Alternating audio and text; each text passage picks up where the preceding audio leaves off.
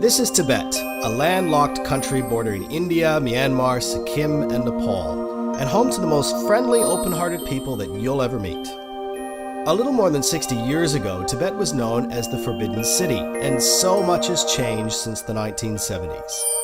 I am here to see and experience these last vestiges of a Tibet written about by explorers, kings, scribes, poets, musicians, and holy men, before it changes anymore.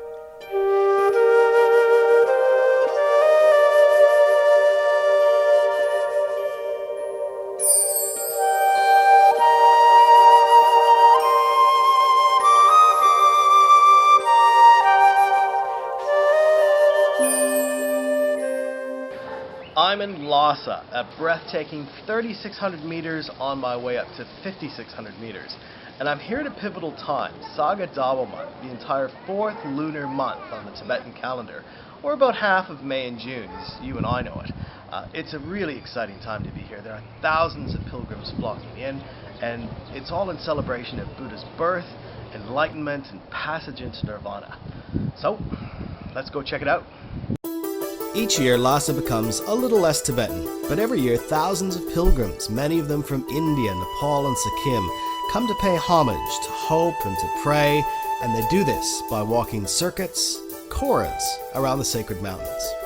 None of them are more sacred than the Jokang, the first and most important spiritual Buddhist temple in Tibet, and the Barkur, the most famous part of the old city around which pilgrims walk. And while many walk, many also prostrate themselves around these monuments. Prostrating is a Buddhist act of reverence, taking the parishioner from a standing position to a face-down, fully flat bow of humility.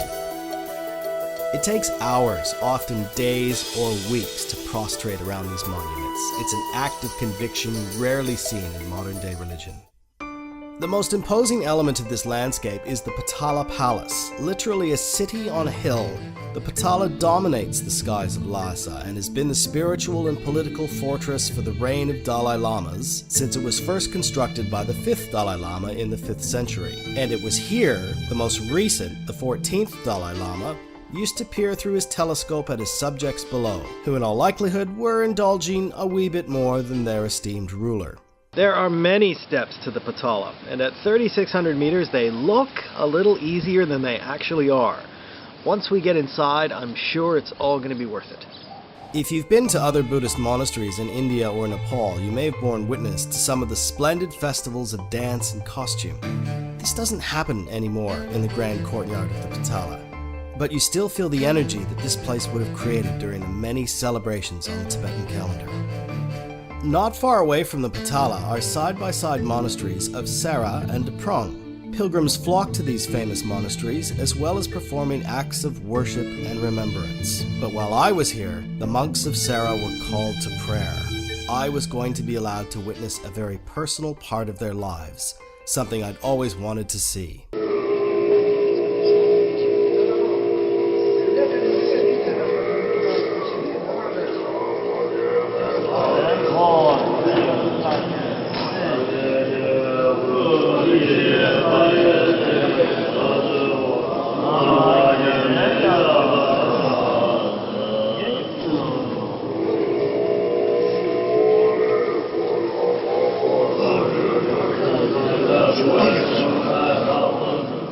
To stay any longer felt intrusive, and not far away was another group of monks engaged in respectful but much less reverent discussion.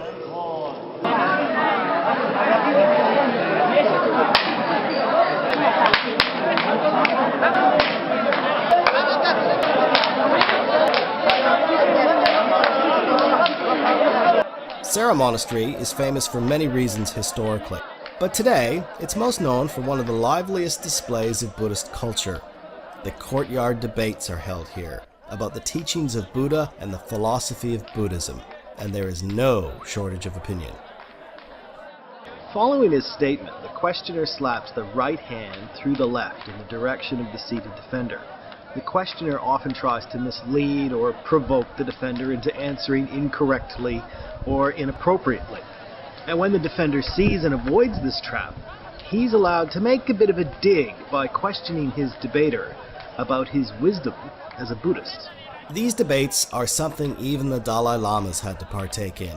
A daunting experience given their assumed nobility up against seasoned debaters. And the whole time, the monks are being watched by their teachers too, who take notes about who's debated well and who will be sweeping the abbey later.